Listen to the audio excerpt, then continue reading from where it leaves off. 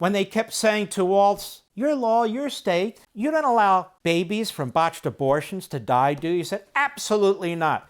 Vance said, I read the law. Yes, you do. Well, it's too long. You must not understand what you're talking about. While that was going on, I went on my iPhone, I looked it up. There was a specific statute that he signed that repealed the requirement that you do, in fact, have to take care that the child survives or whatever the health needs are. He repealed it.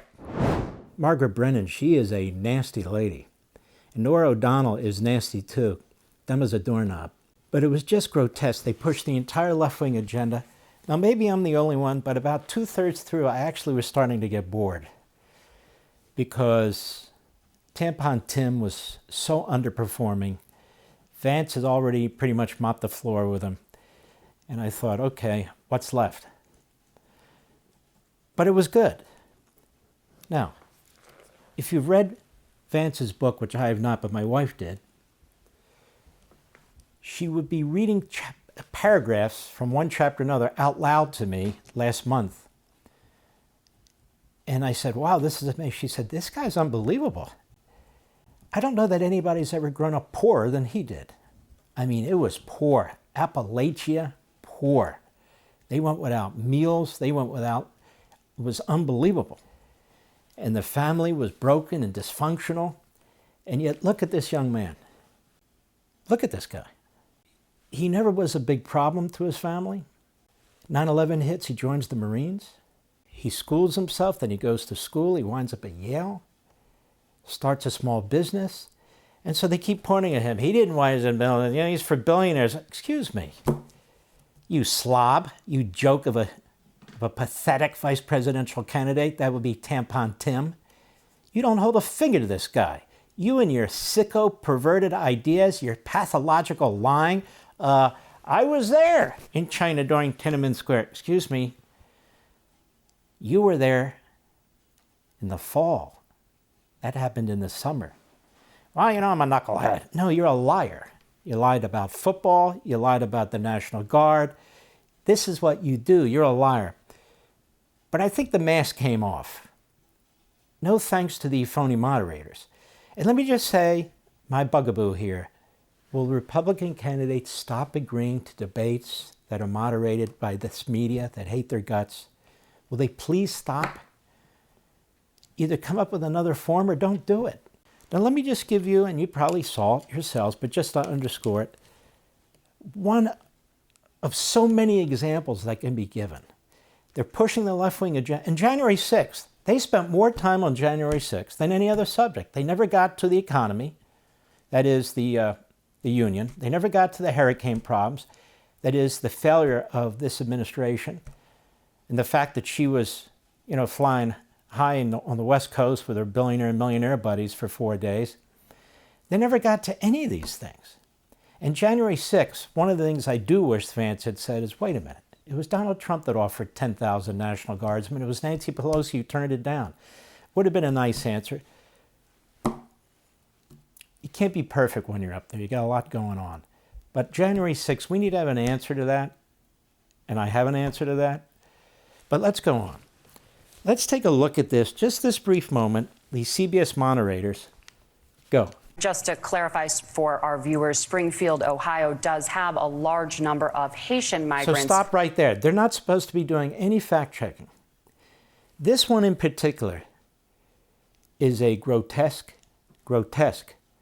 arrogant, sanctimonious pea-brain. Go ahead. Who have legal status, temporary protected status. Well, Margaret, but thank you, Senator. We have so much to get to. Margaret, I think it's important because we're going to turn out of the economy. Thank you, Margaret. The rules were that you guys weren't going to fact check, and since you're fact checking me, I think it's important to say what's actually going on.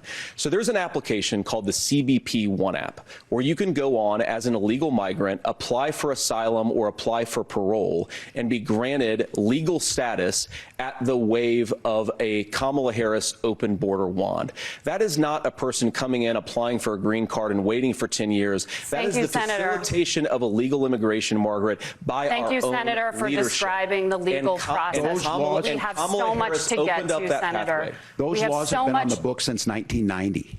Thank you, gentlemen. The we CBP want to have... One app has not been on the books since 1990. It's something that Kamala Harris created, Margaret. Gentlemen, the audience can't hear you because your mics are cut. We have so much we want to get to. Thank you for explaining the legal... Well, why don't you get to the stuff accurately? He's 100% right. Harris-Biden concocted this process. It's not a statutory process to get people on the way into our country on the path to citizenship quickly.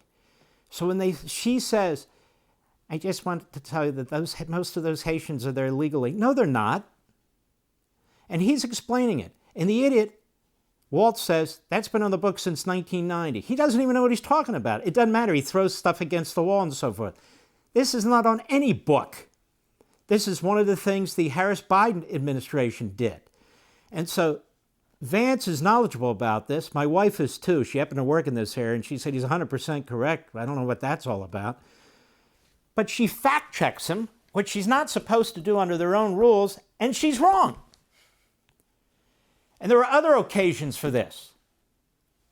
When they kept saying to Walz, for instance, your law, your state, you don't allow babies from botched abortions to die, do you? He said, absolutely not. Vance said, I read the law. Yes, you do. Well, it's too long. You must not understand what you're talking about. While that was going on, I went on my iPhone, I looked it up. There was a specific statute that he signed that repealed the requirement that you do, in fact, have to take care that the child survives or whatever the health needs are. Once birth is given, whether it's a botched abortion or anything else, he repealed it.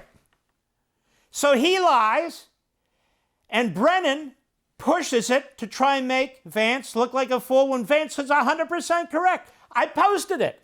I sent it to all my Fox colleagues. I said, wait a minute, here it is. Unbelievable.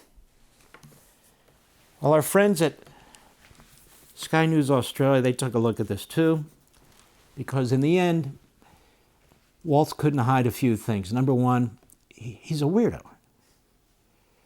Shaking, moving. You put a raincoat on this guy and stick him on the corner with a pack of cigarettes, that's a dangerous man. That's number one. Number two, he got stuck on one thing that's so simple. When Brennan said, you know, you did say you were in China or Hong Kong during Tinanmen Square, but actually you were there in the fall and that happened in the summer. Well, sometimes I misspeak. Excuse me. Tinanmen Square? You don't know if you were there or not? You misspoke? Like when you were deployed to Iraq, but you didn't go? You misspoke?